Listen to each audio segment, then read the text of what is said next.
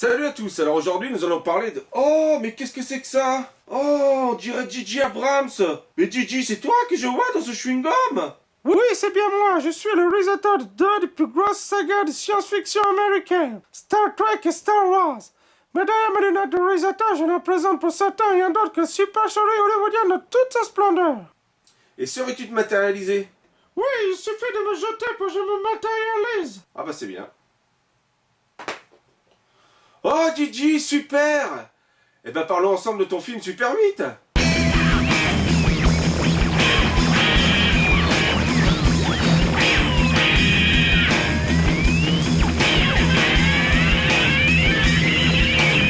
Les personnages sont Joe, le père de Joe, les copains de Joe, Alice, le père d'Alice et un mystérieux mystère que je garde pour l'instant. Joe vient de perdre sa mère, la situation est déjà pas terrible. Mais en plus de sa mère morte et du froid glacial, Joe est le fils du flic local.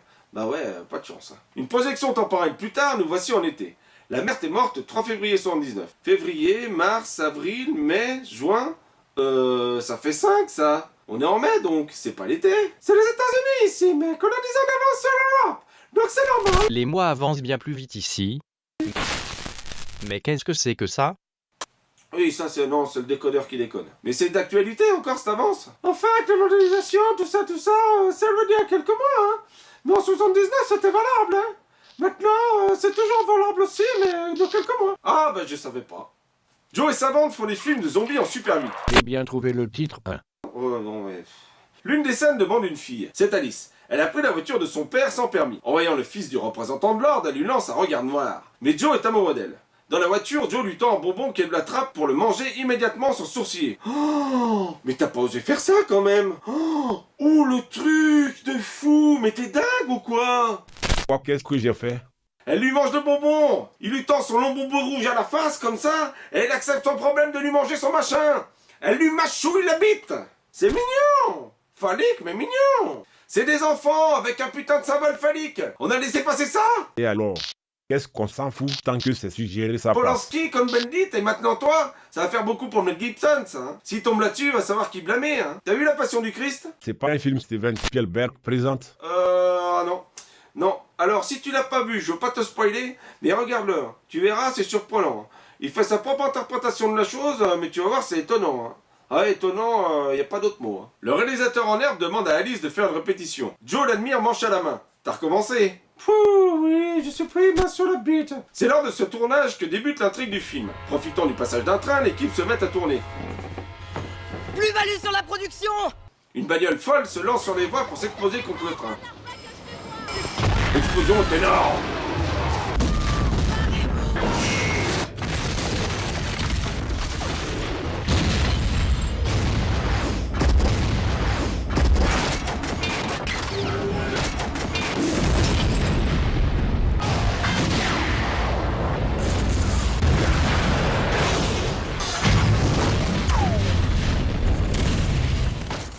Oui, mais là, c'est un peu... Dans les oreilles! Espèce de français, va! L'américain va au cinéma pour prendre plein la gueule! Évidemment, nous, on fait pas du cinéma français! On a du blé et on le monte! Tu veux dire que vous faites pas les cascades avec des bagnoles qui ont plus de 10 ans comme dans Taxi? Tu marques un point, là. Les gamins foncent sous la gare pour passer où il n'y a rien. La gare est en plein champ. Bah non, ils ressortent par le côté pour longer les rails. L'explosion fait sauter les trains de toutes parts. Il y a même un wagon sympa qui klaxonne avant de rentrer dans la petite gare. Tout est dévasté autour des rails. Sauf ça et ça. C'est bien d'être un héros, surtout un gamin, t'es sûr de pas crever tout le film. Le combat ferroviaire a été arrêté net par une sombre bagnole. Là même moi, je me suis dit, C'est pas trop crédible. t'as vu? Je l'ai même fait dire à l'un de mes personnages. Comment veux-tu qu'une camionnette fasse dérailler un train? C'est impossible! Ouais, mais bon. Que reste-t-il de la voiture? Rien? Eh bien non. L'endroit du choc frontal n'a pas grand-chose. Seul le côté est coupé en deux. Le conducteur, lui, est mort en vie. Sa tête est remplie d'un sang très épais. L'accident vient de se passer et le sang semble déjà être coagulé. La chaleur due aux explosions a figé le sang plus vite. Ah, faut faire attention, hein. Un sang coagulé trop vite, c'est risque de thrombose ou d'embolie. Oh là, c'est sérieux? Bah ouais, je veux que c'est sérieux. Par contre, dans le train, pas un seul survivant, ni le conducteur, ni militaire. D'ailleurs, où sont-ils? L'homme de la voiture est l'un de leurs professeurs de collège. Il les avertit du danger en les faisant fuir, en les menaçant d'une arme. Allez-vous-en! Bon, on pourrait voir dans cette scène un voyeur qui monte son engin aux enfants à la sortie de l'école. Mais bon. Ne parlez pas de ce que vous avez vu. Sinon, vous et vos parents mourrez. Ne cherche pas non plus. A tout interprété. Ah ouais, je cherche pas, hein, je constate, c'est tout. Hein. Les militaires arrivent quelques instants après l'accident dans cet endroit isolé. Comment arrivent-ils aussi rapidement sur les lieux? En hélico peut-être. T'as entendu un hélico? Non, j'ai pas entendu d'hélico. Ils sont venus en véhicule. Ah, des véhicules suivaient ce train lancé à 200 km/h. Donc ces militaires ont des camions comme ça, qui roulent à 150 km/h sur des routes de campagne. Ben quoi? Ah bah rien, non mais je continue. Les enfants rejoignent la voiture entourés de débris. Comment va-t-elle passer? Y'a rien autour de la voiture. Ah, je croyais que... Oh non. Vite! Les militaires arrivent! Ils sont pas loin, mais... Ouf! Ils ne voient ni les gamins, ni le type de voiture, ni sa couleur. Du côté de la voiture, aucune route d'accès à la gare. On le voit bien sur les images du lendemain. Même chose pour la voiture qui est venue percuter le train. Elle a dû passer en plein dans les arbres. Oh, arrête avec tes histoires de crédibilité. Tu crois que quelqu'un a quelque chose à foutre? Moi? Oui, ben toi. Y'a moi! Et moi! Et moi! Ah bah on est 4. Le convoi est affrété par l'armée de l'air. Il semblerait y avoir quelque chose d'ultra secret dedans. Le shérif adjoint se pose des questions sur ce chargement.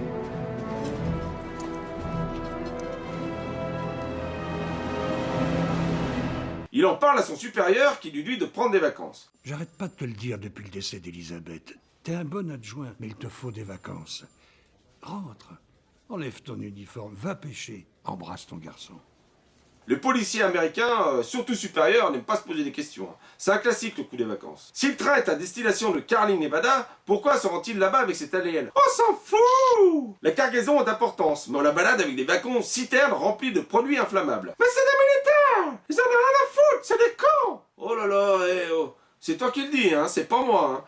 Hein. Je te laisse tes propos. Hein. Mais même si ces militaires sont pas très futés, on transporte pas tous les jours un alien quand même. Mais tu vas nous dire que c'est un alien. Peut-être on a toute l'histoire. Ah bon? Je l'ai dit? Non, je l'ai pas dit. J'ai dit que c'était un alien, moi. Ah bah écoute, on le saura pour la suite. Hein. Le shérif va être puni par l'alien. Les camions font son boulot. L'électricité saute, mais pas le Hawkman du pompiste. Ah, c'est de la merde, c'est du Sony. Ah, avec des piles Wonder. On retrouve Joe maquillant Alice. Il lui dit... Tu veux le voir? Le train, la maquette de train. Bah là, t'es plus qu'explicite, quand même. À l'adolescence, tu veux quoi? Montrer ta tête, c'est tout ce qui compte. Elle va finir par accepter, tu vas voir. Mais elle a déjà accepté. Elle a bouffé son bonbon. Ah oui, exact. Mais ton plus beau truc, c'est d'avoir placé ce gag scatophile. Ils font des moulages de traces de pneus, ils cherchent forcément quelqu'un. La pas facile à voir, poteau. Ah ben là, Joe parle au talkie-walkie très discrètement des opérations en cours, alors qu'il y a une réunion de la police dans son salon. Il y a encore de la tension sexuelle dans l'air avec la technique du brossage à sec. C'est la technique du brossage à sec. Au commissariat, c'est l'influence. Mais la police écoute illégalement l'armée en plein milieu de tous ces gens. C'est des bouseux-classes qu'on en a à foutre. Oh bon. Les gamins continuent leur film. Et c'est encore une fois Alice qui tient le manche de Joe. Ah, je peux pas m'empêcher. Mais il y a un truc qui cloche, hein, chez toi. Il y a un gros truc qui cloche, hein. Le père surprend le tournage, confisque la caméra, prend son fils, puis va voir les militaires. Joe va avoir droit à une bonne remontrance. Alice Deynard n'est pas ta copine. Quand je dis non, je ne veux pas dire peut-être. Je ne veux pas dire oui. Je veux dire non. Mais Joe s'en fout, il aime Alice. C'est les Roméo et Juliette de leur bled. Attristé, il va au cimetière. C'est l'été normalement. Oui, mais c'est l'été. Ah, avec des arbres comme ça, c'est pas l'été, hein. Là, c'est l'automne. Il y a une sécheresse exceptionnelle. T'essaierais pas de m'en fumer? Le tonnage, tu sais ce que c'est? Tu sais ce que c'est que d'avoir des producteurs au cul? C'est toi qui produis. Bon, Joe va où se cache l'alien. Il est dans le garage du cimetière. Comment est-il rentré? Avec les clés, ça te va? Ah, il a les... Ah ouais? Ah bon. Le père de Joe va à la rencontre du colonel Nelek. L'armée le fait prisonnier. L'électricité, je voulais la faire, ça me fait pas marrer. Interroge le professeur Woodward. On l'a soigné avec 2 gros pansements. Par contre, le sang sur son visage n'a pas été nettoyé. Pourtant, 4 jours sont passés. Woodward ne révèle rien, ça lui coûte la vie. Alice rend visite à Joe. Elle raconte que son père était bourré. C'est pour cette raison qu'il n'a pas été bossé et que sa mère est morte. Rentrée chez elle, Alice se fait prendre la tête par son père bourré. Je veux te parler, je t'ai dit de t'asseoir. J'ai pas envie d'être assise. Il lui dit de se tirer. Elle enfourche son vélo, son père la poursuit en voiture en s'excusant. Mais comme l'alcool et la conduite ne font pas bon ménage, C'est un message de la prévention routière. son sang, contrairement à celui de Woodward, est bien liquide. L'alcool, ça fluidifie le sang. Ça, je le sais. Alice est seule dans la nuit. C'est l'instant que l'alien choisit pour l'enlever. Pour une ville privée d'électricité, il y a un paquet de lumière, hein, disons. Les projecteurs sont placés hyper haut pourtant. Ah oui, mais moi je l'ai vu, hein, j'ai vu. La nuit, c'est le moment choisi par l'armée pour foutre le feu à la ville. Le lance-flamme en pleine nuit, c'est discrétion assurée, hein. Le petit gros en veut à Joe, car il est amoureux d'Alice. Il lui a proposé le rôle pour cela. Il a tyrannique avec la fille du film, c'est un vrai réalisateur, quoi. Le feu fait évacuer les habitants de la ville. On les place dans un hangar. Joe part à la recherche de son père. Sur des centaines de personnes présentes, la ville fait quand même 15 000 habitants, sur qui tombe Joe? Oh, le père d'Alice! La chose, elle a pris Alice. La bande va voler au secours d'Alice, aider du drogué du magasin de photos. Woodward a laissé dans le parking. Je parie qu'ils sont là, les résultats de ses recherches. Le père de Joe enfermé a alors la bonne idée de demander d'aller pisser. Vous voulez quoi? Que je pisse ici? Et hop, il s'évade. Lors de son évasion, il comprend que les militaires sont responsables de l'incendie. Comment continuer son évasion discrète? En faisant ça. Ouf! L'explosion suffit à détourner l'attention pour voler une Jeep. Putain, il y avait longtemps qu'il n'y avait pas eu un symbole phallique. Mais celui-là, ouais, c'est pas bien méchant. Il force la remorque de Woodward, trouve les films qu'ils vont voir dans une salle de classe. Il tombe pile sur le film qui va avec le son de la cassette qui est placé exactement au bon endroit. Ça, c'est du bol, hein. Évidemment, une fois que les gamins ont tout compris, les militaires débarquent. Ils confisquent des pétards et la chaîne de Joe, qui est d'une absolue dangerosité. Les autres ont des sacs, mais rien à foutre. Dedans pourrait y avoir des kalachnikovs, des ciseaux, un slip usagé, n'importe quoi. Mais non, rien à foutre. La bande est emportée, le drogué assiste à la scène, il lance un appel à la CB. Le père de Joe va en hangar prévenir ses collègues. Il apprend que Joe a été capturé. Lors du transfert, le bus est attaqué par la bestiole. Le colonel sort un fusil, le donne au soldat et ordonne d'ouvrir la porte. Et t'as encore foutu un manche à pleine main. C'est une obsession chez toi, la bite. C'est quoi, le clic qui te fait ça ou quoi? Attention, ça va être l'instant phrase à la con. Est-ce qu'il y a une zone en particulier où vous voudriez que je l'atteigne? Le colonel demande de redémarrer. Les tours de clé ne donnent rien. Quel suspense! Je pensais écrire un bouquin sur l'art du suspens. Ouais bah, attends un peu, hein. Le bouquin, je vais pas te voir tout de suite. De toute façon, les roues sont crevées, puis l'alien retourne le car, alors... Les gamins veulent sortir de la cage dans laquelle ils sont enfermés. Le colonel pas chien demande la clé. Mais c'est con, c'est celui qui vient de se faire bouffer qui l'avait. Le conducteur est écrasé par l'alien, le petit gros gueule, Joe voit une vitre cassée, les gosses sortent, la bestiole obnubilée par le colonel ne voit rien. Le colonel tire sur l'alien. Bon, ça fait 20 ans qu'il participe à son étude, mais il sait pas que les balles ça lui fait rien du tout. L'alien éclate le colonel contre la vitre du bus. Bien fait, il était méchant, ce colonel. Pendant ce temps, le père d'Alice est emmené par les militaires. Mais le père de Joe Pacon dit qu'il doit emmener le détenu au colonel Nelek. Les gamins retournent au bus. Joe reprend son médaillon et l'autre ses pétards. Une voiture arrive dans la nuit, c'est le drogué. Comme il est défoncé, Joe conduit. Dans la ville, les engins militaires sont devenus fous. Ils tirent n'importe où. Les enfants se barrent de la voiture en laissant le drogué trop défoncé pour se réveiller. Tu vas crever, drogué de merde. Pouh. C'est pas sympa ce truc-là, eh. La bande se réfugie dans une maison qu'un obus touche. Ah! Tu vois que je bande pas les gamins! À 1h27. Eh ben dis donc, quand même j'ai envie de te dire, hein. Joe doit trouver Alice. Le petit gros dit. Tu crois que tu peux y arriver sans moi? Sans lui. Pourquoi sans lui? Il a que des idées à la con, il court pas vite, il gueule tout le temps, personne n'a besoin de lui. Sous les tirs, il se rend au cimetière. Viens, faut ouvrir ça. Il y a des outils là, non? Faut rentrer là-dedans. Ouais, ils vont la faire à l'ancienne. La porte ouverte se retrouve face au trou de la bestiole. Ah, j'ose pas imaginer que ce que tu leur as fait dire est une métaphore de plus avec le trou. Je me dis que non, mais quand j'entends ça, je me dis... Ça fout la trouille. T'as des chandelles magiques dans ton sac? Tu rigoles ou quoi? Les deux potes dans le trou voient la bestiole en plein travail. Comme elle a un petit creux, elle bouffe un humain. Le travail, ça creuse. Ah bah ouais, et c'est pas avec ses petites jambes que ça va suffire. Hein. Alors elle a bouffé quelqu'un d'autre. Ah bah tiens, Alice. Le gamin à l'appareil doit faire diversion avec ses pétards. Se rend la séquence suspense. Allez, oh. La bestiole pose délicatement Alice. C'est bien ça. Elle prend soin de la nourriture. Hein. L'alien est d'une civilisation supérieurement intelligente, puisqu'il sait voyager dans l'espace, mais il se fait avoir avec des pétards. C'est un alien con, ça existe? Ah c'est vrai, ça, les aliens cons, ça doit exister. Joe réveille Alice tout en réveillant le shérif. Alice explique qu'elle a compris l'alien, il est apeuré et il a faim.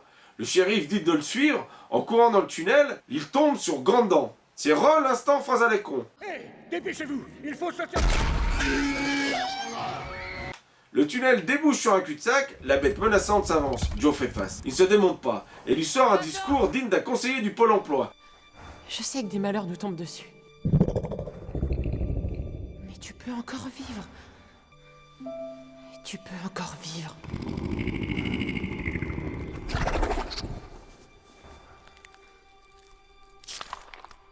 Et ça marche!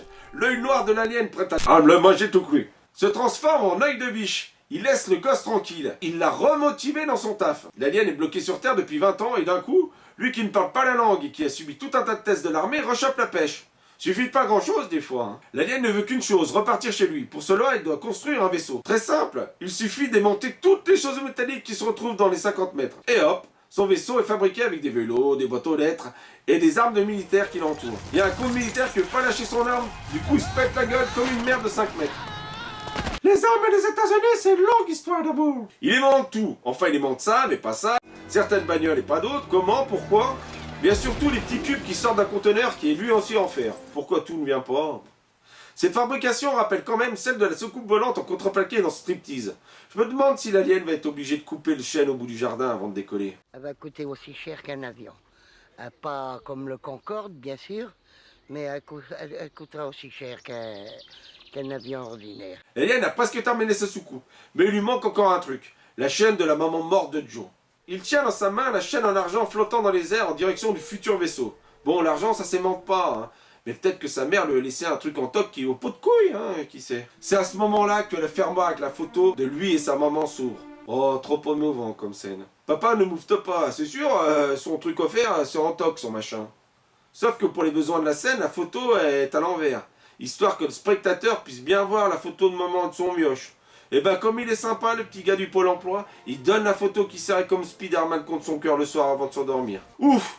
Un peu plus et l'alien restait encore bloqué sans cette putain de chaîne. Il aurait aussi pu prendre les bagues de Grande Dent. Ah mais non, ça, la bave, c'est trop dégueu pour l'alien. L'alien se barre et tout le monde est serein.